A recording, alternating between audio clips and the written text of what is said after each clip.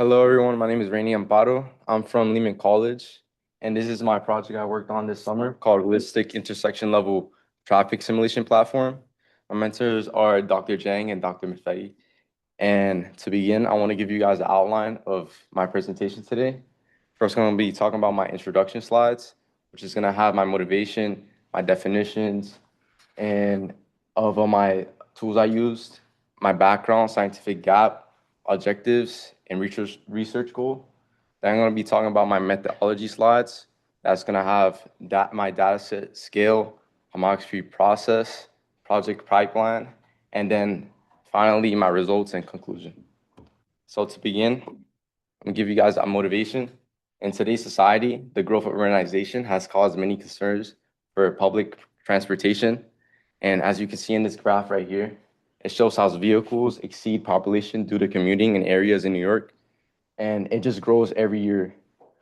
Furthermore, the average American wastes 63 hours every year due to delays, and this is such a big problem because testing new traffic strategies in the real world can be expensive and destructive. It can actually cause more traffic than there actually was. But there is a solution for this, and this solution is digital twins that can give a safe environment for experimentation and a more accurate model for making changes in infrastructure. So my research matters because the current transportation system requires more accurate traffic prediction and with data-driven planning, and digital twins make it possible to test infrastructure changes, analyze congestion, improve traffic efficiency, and overall support smart city development. So this is one of the tools I use called Sumo, and it's basically a traffic simulation software that researchers use to simulate vehicles, pedestrians, and traffic signals. And these are two helpful tools that Sumo has. It basically slows down visualization and shows specific time in the simulation. So another tool that I use is homography, and it basically transformed the different coordinate systems from the data set that I'm using into Sumo. And it helps with this problem because the two coordinate systems do not match. So that's how I solved that problem.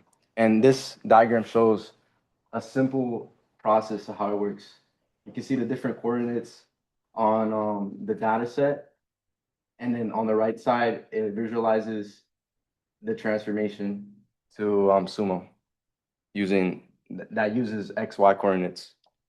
Another tool that I use is Cosmos dataset, and it's basically a camera-based traffic dataset that records the movement of vehicles and pedestrians in a New York intersection that I'm working on, which has Amsterdam Avenue and 120th Street, located in Manhattan.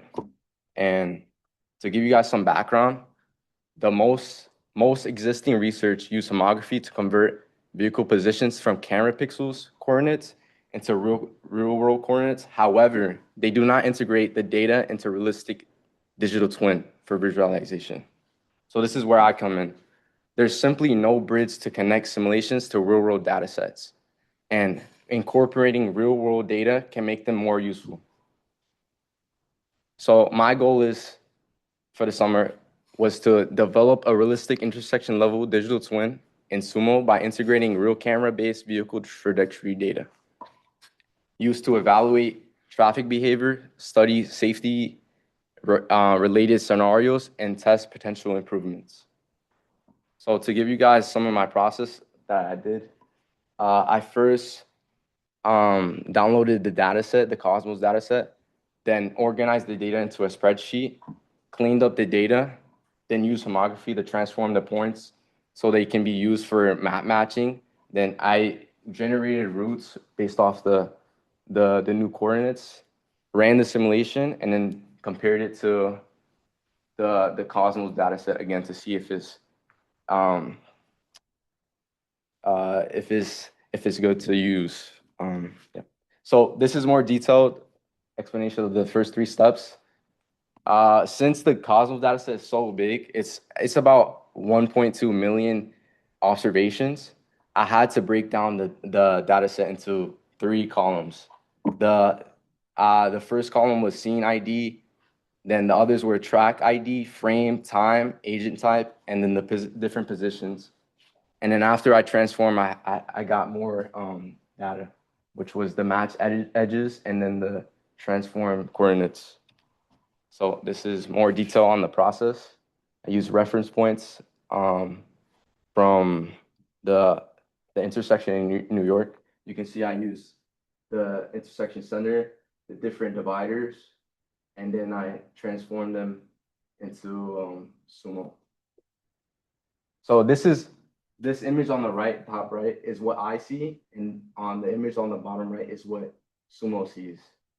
That's how it generates the different routes for the pedestrians and vehicles. And what I see, I just see where the pedestrians are at a certain time, and when and like what roads. So this image is very overwhelming, but I gotten used to this summer because this is literally what I've been looking at like every single day. So my results, this is my simulation. You can see the car is turning right, left, and you can see this car actually waiting here because there's a lot of traffic and it looks like accident is about to happen because he's too close to the center.